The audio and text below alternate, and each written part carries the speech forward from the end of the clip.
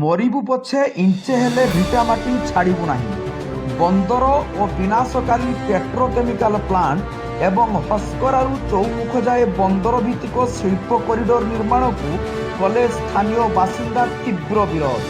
ଶସ୍ୟ ଶ୍ୟାମଳ ଦକ୍ଷିଣ ବାଲିଆପାଳ ମାଟିରୁ ହଟାଇ ବାଲିଆପାଳ ବଞ୍ଚାଉ ଦାବିରେ ଆଜି ବାଲେଶ୍ୱର ଜିଲ୍ଲା ବାଲିଆପାଳ ବ୍ଲକ ଛକସ୍ଥିତ ଶୁଭମ ଗେଷ୍ଟ ହାଉସ୍ ପରିସରରେ ଭିଟାମାଟି ସୁରକ୍ଷା କମିଟି ପକ୍ଷରୁ ଏକ ଖବରଦାତା ସମ୍ମିଳନୀ ଅନୁଷ୍ଠିତ ହୋଇଯାଇଛି।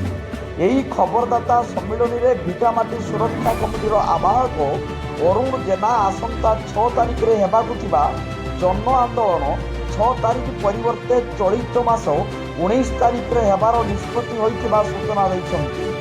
ଦକ୍ଷିଣ ବାଲିଆପାଳର ସମୁଦ୍ର ଉପକୂଳରେ ବନ୍ଦର ଓ ବିନାଶକାରୀ ପେଟ୍ରୋକେମିକାଲ ପ୍ଲାଣ୍ଟ ଏବଂ ହସ୍କରାରୁ ଚୌମୁଖ ଯାଏଁ 1200 ମିଟରରୁ 1500 ମିଟର ଚଉଡ଼ାରେ ବନ୍ଦର ଭିତ୍ତିକ ଶିଳ୍ପ କରିଡର ନିର୍ମାଣକୁ ବିରୋଧ କରି ଚଳିତ ମାସ 19 ତାରିଖରେ ବାଲିଆପାଳରେ ବିରାଟ ଜନସମାବେଶର ତହସିଲ ଘେରାଉ କରାଯିବ ବୋଲି ଭିଟାମାଟି ସୁରକ୍ଷା କମିଟିର ଆବାହକ ଅରୁଣ ଜେନା କହିଛନ୍ତି। ଏହି ଅବସରରେ ବିରାଟ ଜନସମାବେଶ କରାଯାଇ ଦକ୍ଷିଣ ବାଲିଆପାଳ ବଞ୍ଚାଉ ଜନଜାଗୃତି ଅଭିଯାନର ସାମିଲ ହେବା ପାଇଁ ସେ ଆହ୍ୱାନ ଦେଇଛନ୍ତି।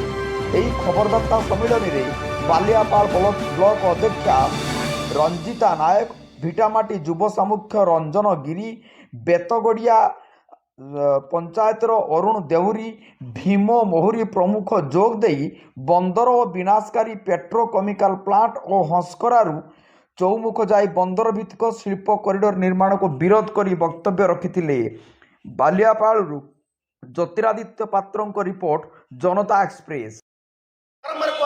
ଦୁଇ ଜଣ ମାନ୍ୟବର କଲେକ୍ଟର ମହୋଦୟ ଯାଇଛନ୍ତି ଚକ୍ରବର୍ତ୍ତୀ ଏବଂ ଆମର ଏଇ ଯେଉଁ ସାର୍ ଅଛନ୍ତି ଦତ୍ତାତ୍ରେୟ ସାହେବ ଯେଉଁ 2 ଥର ଯାଇଛନ୍ତି, 2-3 ଥର ଯାଇଛନ୍ତି। ଛୁଆମାନେ କହିଛନ୍ତି, ସମସ୍ତେ କହିଛନ୍ତି ଆଜ୍ଞା ଆପଣ ଯାହା କରିବେ କରି ଆମର ଟିକେ ଜନଶୁଣାଣି କରେ। ନା ହଁ, ଜନଶୁଣାଣି କରିବା।